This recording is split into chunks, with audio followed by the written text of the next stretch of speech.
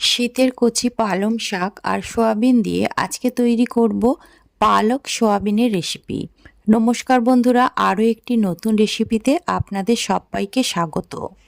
পালক সয়াবিন তৈরি করার জন্য প্রথমে একটা পাত্রের মধ্যে আমি কিছুটা গরম জল দিয়ে সয়াবিনগুলোকে ভালো করে ভিজিয়ে রেখেছিলাম 1 ঘন্টা মতো।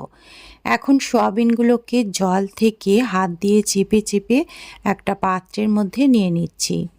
সমস্ত সয়াবিনগুলোকে জল থেকে ভালো করে ছেঁকে তুলে নিয়ে এবার সয়াবিনগুলোকে আমি ম্যারিনেট করে নেব। তার জন্য আমি এখানে দিয়ে দিচ্ছি সামান্য পরিমাণ নুন আর 1/2 চামচ আদা রসুন বাটা, 1/4 চামচ হলুদ গুঁড়ো, 1/4 চামচ লঙ্কার গুঁড়ো। এই সমস্ত মশলাটাকে সয়াবিনের সঙ্গে বেশ ভালো করে মাখিয়ে দিতে হবে, যাতে সমস্ত সয়াবিনের গায়ে ভালো করে মশলাগুলো লেগে যায়। সয়াবিনগুলোকে ম্যারিনেট করে প্রায় আধ ঘন্টা মতো রেস্টে রেখে দিলাম।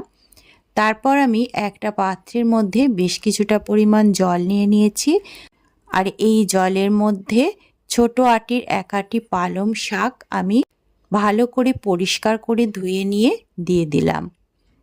জলটা ফুটে ওঠা অবধি অপেক্ষা করব।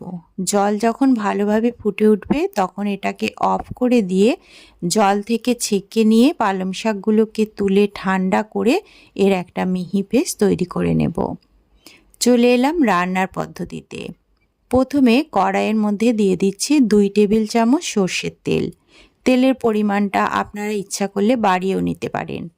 তেলটাকে ভালো করে গরম করে নিয়ে এর মধ্যে ফোড়নে দিয়ে দিলাম 2টো তেজপাতা আর কিছু গোটা গরম মশলা। এখানে গরম মশলাটাকে আমি অল্প একটু থেতো করে নিয়েছি। ফোড়নগুলো ভাজা হয়ে গেলে এর মধ্যে দিয়ে দিলাম 2টো বড় সাইজের পেঁয়াজ কুচি। পেঁয়াজটাকে বেশ লাল করে ভেজে নেব। পেঁয়াজ যখন লাল করে ভাজা হয়ে যাবে তখন এর মধ্যে দিয়ে দিচ্ছি 2 টেবিল চামচ আদা রসুনের পেস্ট। এখানে আদা থেকে রসুনের পরিমাণটা একটু বেশি ব্যবহার করতে হবে। আদা রসুনের পেস্টটাকে দিয়ে মশলাটাকে খুব ভালো করে কষে নিচ্ছি। মশলা থেকে তেল ছাড়তে আরম্ভ করলে এর মধ্যে দিয়ে দিলাম একটা টমেটো কুচি। টমেটোটাকে মশলার সঙ্গে মিশিয়ে দিয়ে এর মধ্যে দিয়ে দিলাম স্বাদ অনুযায়ী নুন। নুনটা দেওয়ার ফলে টমেটোটা তাড়াতাড়ি নরম হয়ে যাবে। মশলা আর টমেটোর মধ্যে ঢাকা দিয়ে টমেটোটাকে সফট হওয়া পর্যন্ত কষে নিলাম। মিনিট খানেক পরে মশলা এবং টমেটো বেশ ভালোভাবে কষা হয়ে গেছে। এখন এর মধ্যে অ্যাড করছি কিছু গুঁড়ো মশলা। দিয়ে দিলাম 1/2 চামচ লঙ্কার গুঁড়ো, 1/2 চামচ হলুদ গুঁড়ো, 1/2 চামচ জিরের গুঁড়ো আর 1 চামচ কসুরি মেথি, 1/4 চামচ গরম মশলার গুঁড়ো। সমস্ত মশলা বেশ ভালো করে কষে নেব। আজকের রেসিপি যদি আপনাদের ভালো লেগে থাকে তাহলে অনুরোধ রইল চ্যানেলটিকে সাবস্ক্রাইব করে ভিডিওটিতে একটি লাইক করার জন্য। মশলাটা কষতে কষতে একটু শুকনো হয়ে যাওয়ার জন্য এর মধ্যে সামান্য পরিমাণ জল দিয়ে দিলাম, যাতে মশলাটা পুড়ে না যায়। এবারে সব কিছু ভালো করে মিশিয়ে দিয়ে মশলাটাকে কষে নেব। 1 মিনিট মতো ঢাকা দিয়ে মশলাটাকে ভালো করে কষে নিচ্ছি।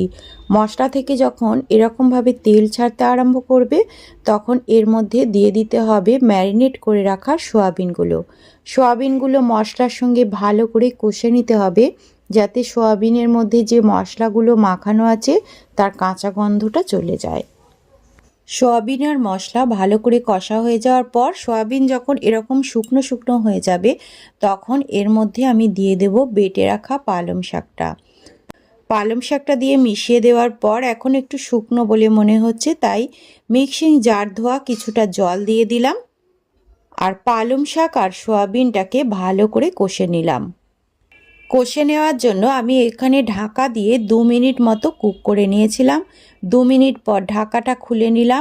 এখন সয়াবিনটা একদম শুকনো শুকনো হয়ে গেছে, মশলা খুব ভালোভাবে কষা হয়ে গেছে, সয়াবিনের কালারটাও চেঞ্জ হয়ে গেছে। এই পর্যায়ে আমি এর মধ্যে দিয়ে দিচ্ছি পরিমাণ মতো গরম জল। গরম জল দিয়ে ভালো করে মিশিয়ে নেব। মিশিয়ে নেওয়ার পর এটাকে ঢাকা দিয়ে আরও মিনিট 5 মতো কুক করে নেব লো টু মিডিয়াম ফ্লেমে রেখে। ফিরে এলাম মিনিট 5 পর। এখন ঢাকাটা খুলে নিলাম। দেখুন পালক সয়াবিন একেবারে রেডি হয়ে গেছে। এইভাবে পালক সয়াবিন তৈরি করে গরম গরম ভাত বা রুটির সঙ্গে পরিবেশন করুন। আশা করছি আপনাদের ভালো লাগবে। আজ তাহলে এই পর্যন্তই, দেখা হবে পরবর্তী রেসিপিতে। ধন্যবাদ।